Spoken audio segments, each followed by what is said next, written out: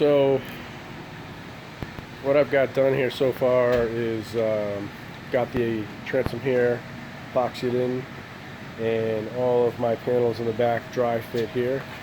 And customer wants to. I've also got this raised up. And customer wants to add a swim platform / engine bracket to the back here. So I would like very much to continue the polyester here and finish the deck and get it closed up. I'm sick of this being spongy and not done, basically. So what I'm going to do is I'm going to split these actually.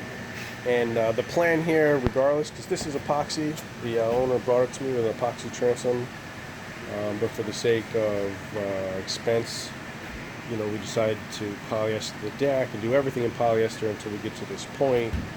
The solution being I'm going to epoxy the remaining last couple of feet with epoxy, and then it'll be good. Epoxy will stick to polyester with no issues.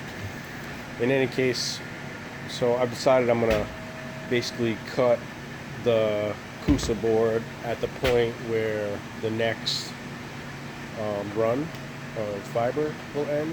I gave it about 4 inches, and I'm going to split those. I'm just going to split it, cut it, and finish the run, and then he can mess around with whatever